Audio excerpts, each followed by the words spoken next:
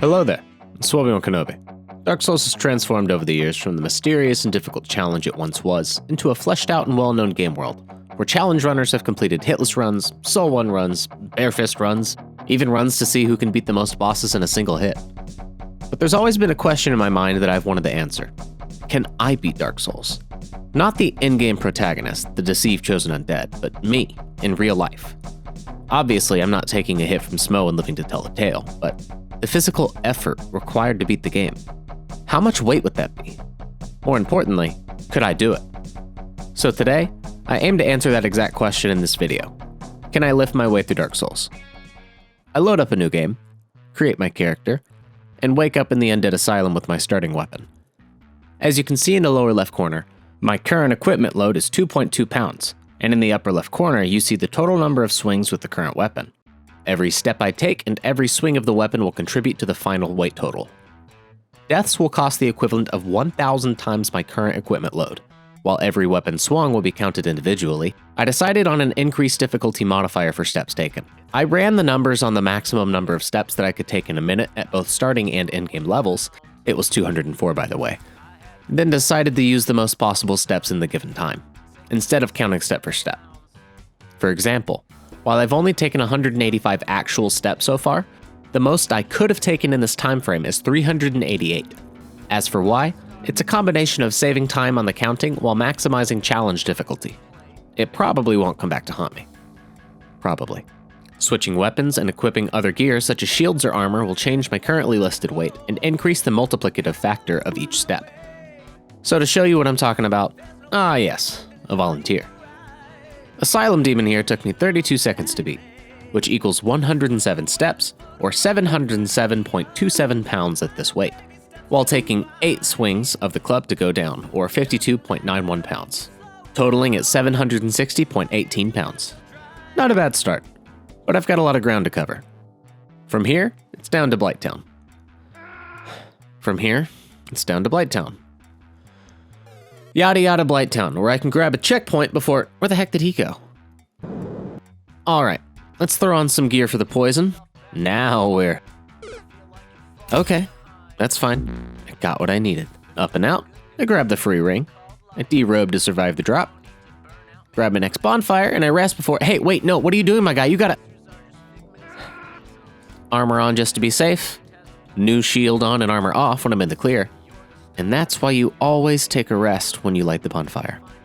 Just in case. I will ignore this lesson many times. And of course, no halberd. Make it to the Undead Burg where I level and grab some material from Andre. Back down to Firelink. And through the higher Undead Burg. I forgot to sit again. But that's okay, because now I can head back a little bit and grab the first real weapon of the run. The Zweihander. But I can't actually use it yet, so I throw on this Morning Star I found instead. I level the Zwei I can't use, and encounter a mishap, or 2, before I finally get the environmental kill I was looking for. Shortcut and level before grabbing the reinforced club to trade out for the Morning Star, but the more things change. Step right up, gentlemen, one at a time. Okay, time for my old pal, the Taurus Demon. Get lost, you two. After a short battle, Taurus goes down. I get some passing glances at Solaire before heading to the lower Undead Burg. I forgot the key. Thank you. And I save Griggs, even though I won't actually use a single thing he sells this entire run. Though that doesn't stop me from wasting souls on this stuff regardless. Another shortcut unlocked, and a checkpoint back at Firelink. I can't one-hand it yet, but let's check out the damage on the Zweihander. It's slightly too heavy. Oh yeah, that's what I'm talking about. Let's go show those gargoyles how my damage is looking. Alright, I suppose it's not quite good enough.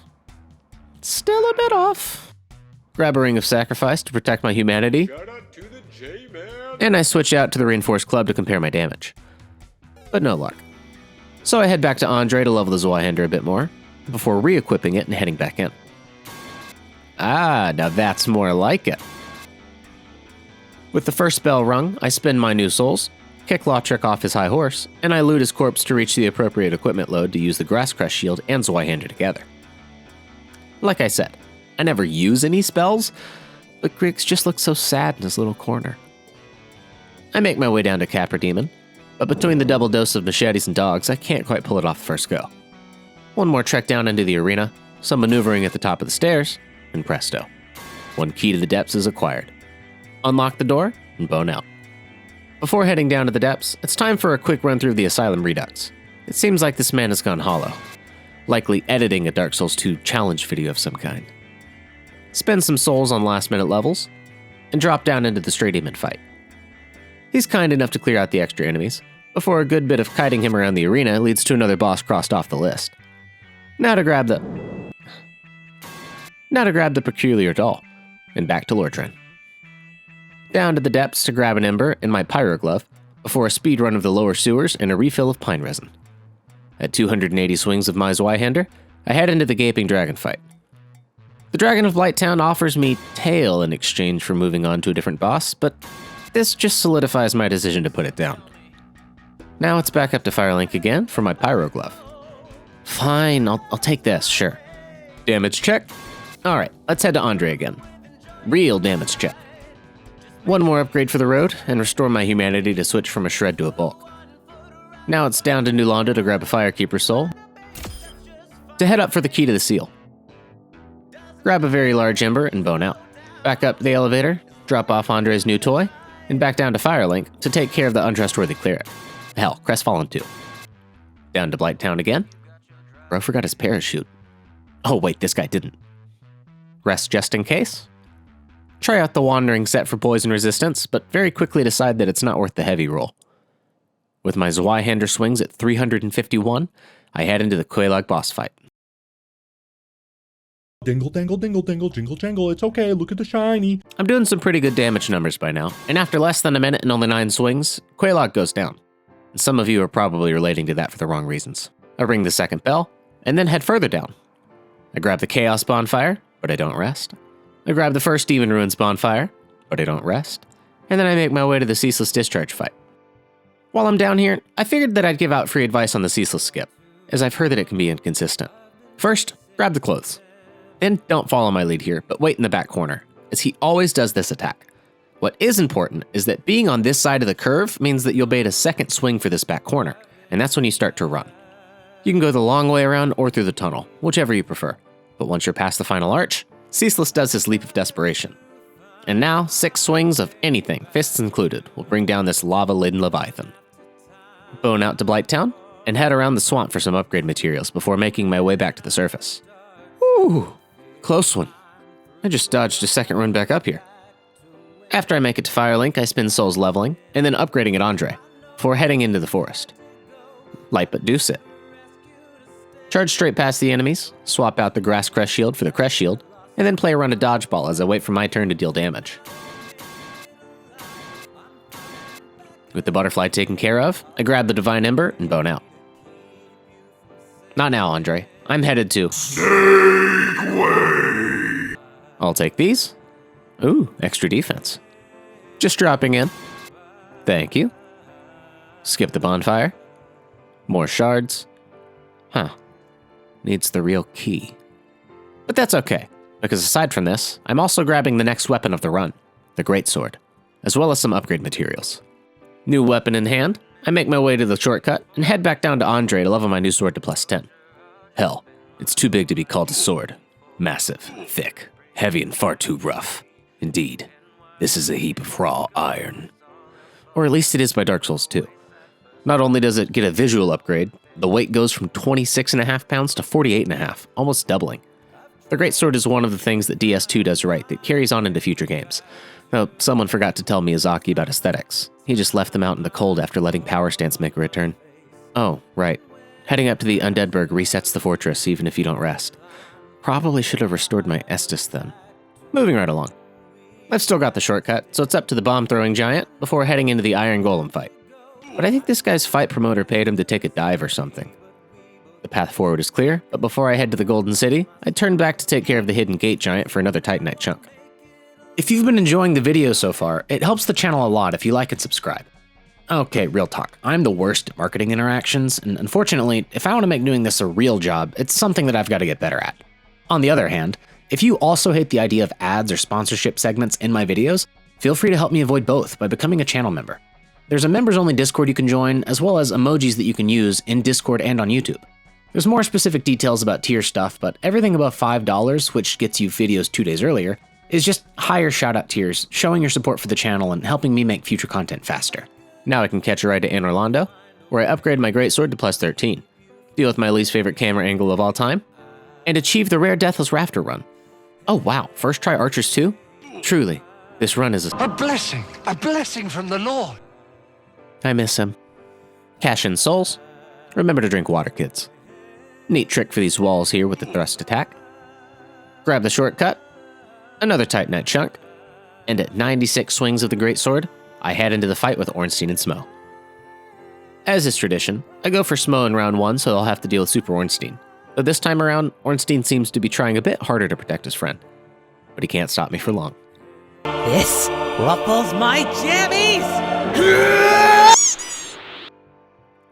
With ONS taken care of, it's up to the biggest live Dark Souls, where I can grab the Lord Vessel, check to see if I can hit Guinevere with a greatsword, and ultimately decide to leave the sun up for now. It's an easier route down to the Dark Moon bonfire this way. Unfortunately, it's about that time. I head into the Painted World to take down one of the 2 bosses who doesn't actually deserve it. But last time I did a run in Dark Souls, I left Priscilla off the list. Nobody gets spared twice. Including myself. Free bone wheels! But with the path open, it's quick work defeating Priscilla, leaving me with the path that I now deserve. Now that the Painted World is taken care of and its occupants are left to fend for themselves, I head back to Firelink to jump down this hole. Don't care, my guy, not listening. So that I can place the Lord Vessel. Seriously, where the hell am I keeping this thing? And how much does it weigh? My math is all off now. Since I decided not to take that seat at the Chaos Bonfire earlier, for the 3rd time I make the run down to Blighttown. Really happy I've saved myself that 3 minutes of walking through the Quelaag boss arena at some point 2 hours ago. All I know at this point is that past Swolbi has far too little consideration for me. All the same, I make it down to the Daughter of Chaos Bonfire, and I gift the Fair Lady 30 humanity to save Dark Souls' best girl.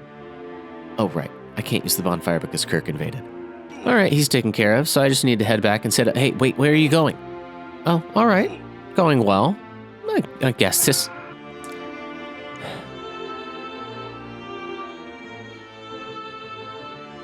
Well, at least I rested at the bonfire this time. I compose myself and make my way to the Isola shortcut, where I not only save Solaire, but get this useful, if off-putting, headlight. It's a short walk over to the Demon Sage, everybody's favorite red reskin. So it's a rinse and repeat of the same Asylum and Stray Demon. Come to think of it, I guess he's also everybody's least favorite red reskin. He goes down either way. I nab the Chaos Bonfire elevator and head down to the Centipede Demon. My go-to strat is heading around the corner to put up a better fight. Not really much of a fight. Okay, actually made it across this time. Still not much of a fight though. One more go? Nailed it. Spin souls, and head to the Lost Isola shortcut. I finish off the last hostile non-tree Daughter of Chaos, and then make my way to the closer bonfire. I'm expecting shenanigans. I implement my skincare routine, and head into the Bed of Chaos.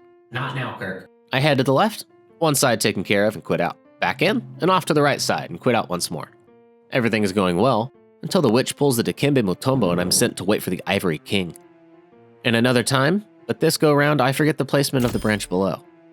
I spend a second longer gauging the timing, and it's like I can almost see the gears in Miyazaki's head where the seeds were planted for platforming an Elden Ring. With that bit of game design genius accomplished, I beat the mother of demonkind to death with my pudgy fists. The first Lord Soul acquired, I head to Andre to infuse the Zweihander with divinity. I head to the giant blacksmith to pump it to +5, and I switch out my greatsword for my newly anointed Zwei. Still not listening to you, my guy, as I head to the Catacombs, where I can skip all that walking and drop my way down into Pinwheel. He's not a fan of the new upgrades. I throw on my headlight before remembering that everything down here is undead, so I just throw the Zweihander back on. Ah, yes. All according to plan. After grabbing the bonfire and spending my souls, Patches kicks me down into a hole where I use self-defense for one of the few times in this game. No, seriously, how often are we not in the wrong in Dark Souls?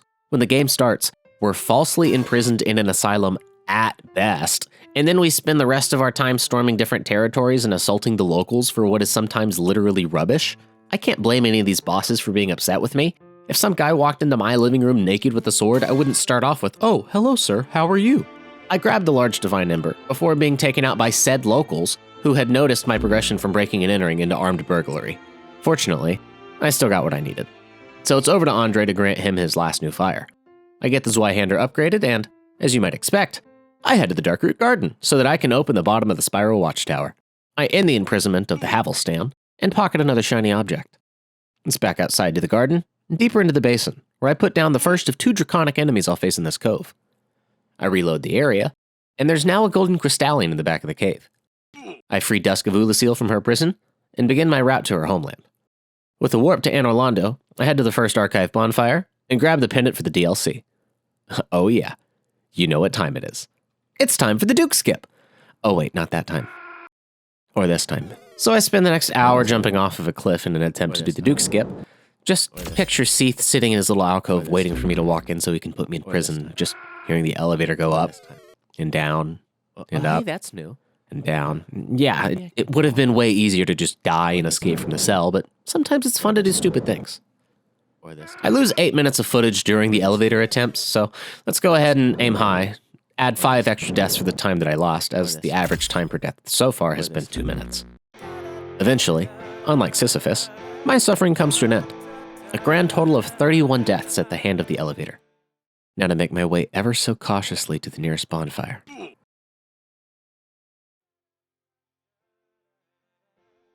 And safe. Straight on to Seath. I rush into the boss room, forgetting that I've got a posse of Classica Bivalvia chasing after me. And as my screen becomes a field of white dragon crotch, I get clam-slammed into oblivion. No, get out of here, Todd! I decide to bulk up a bit for the intimidation factor as well as to kindle the fire, but I don't think Seath was affected. So with nothing else to do but what needs to be, I head back into the fight.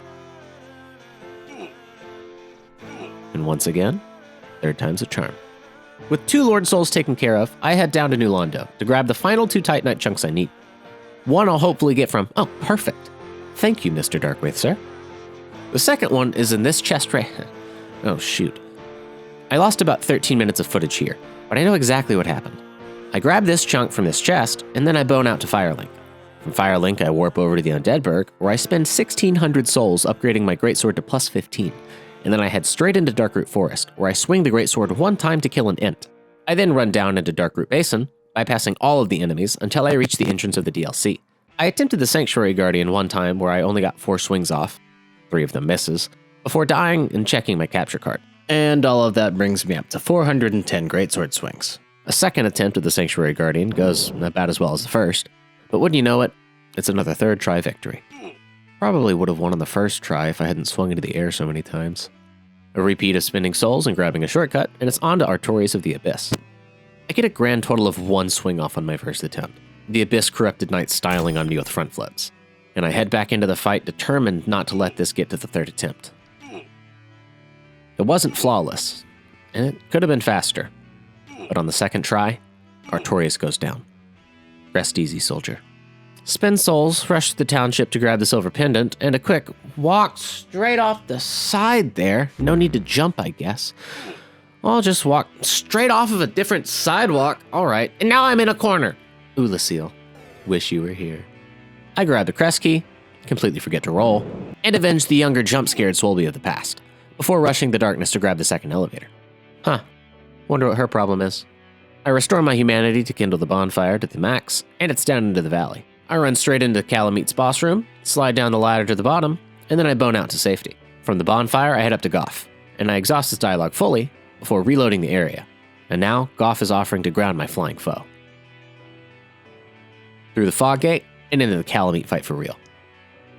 Okay, I'm actually kind of ashamed that I died to Calamite in this run after doing it deathless with fist weapons. I mean, it's definitely a cope, but I feel like more of these swings just miss the hitbox completely, and it's taking a longer recovery time than fist weapons, so I'm taking more damage than I'm used to. Unfortunately, it's either complete another 3rd try boss, or this becomes the first official ordeal of the run. But after getting a better feel for the safe attack windows, it's yet another 3rd try victory for the lift through. I spend my earnings and head down into the darkness once more. But before any boss fighting, I'm here to save an old friend. Oh, cool, I totally won't forget to make use of this later. Finally, here at the source of the Abyss, I come face to face with its master. Manus. I'm far enough to be safe, right?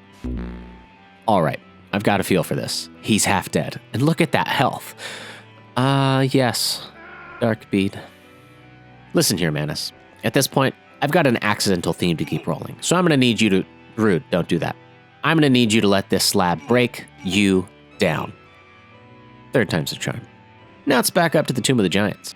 I swap the greatsword out for the Zwei, rush the darkness to grab the first bonfire, I deep beef jerky myself, and I kindle for Estes.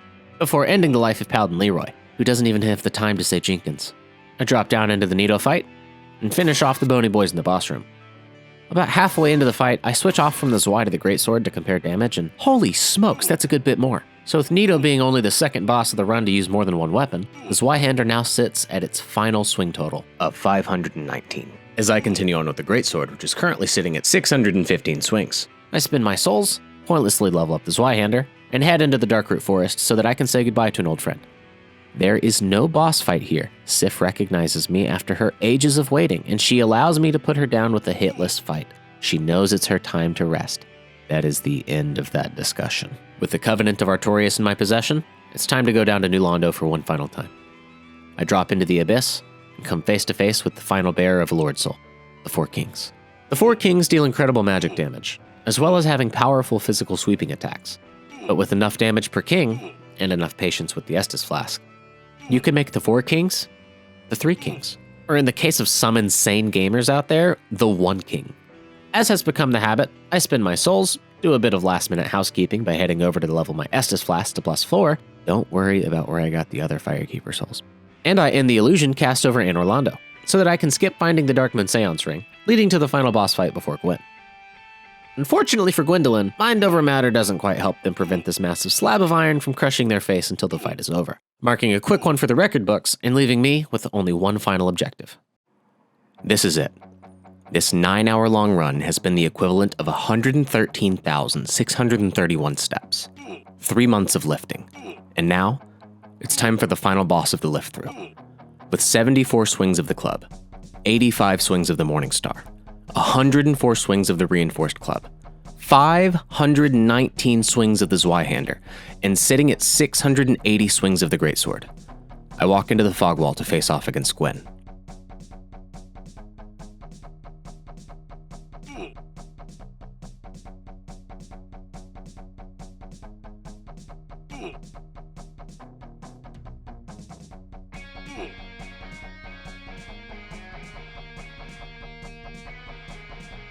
So with the final 4 swings of the run finishing the fight, the lift through has ended with a swing total of 31,598 pounds, a death total of 1,173,070 pounds, a soul spending total of 1,328,846 pounds, and a step total of 2,877,676 pounds.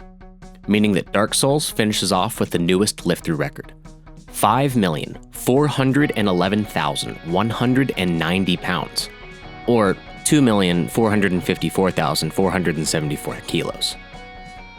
Hey, what the hell? Who are you guys? I've never seen you before in my life. I guess every lord needs servants. You'd all better learn a way to grow arms. Let's get to lifting.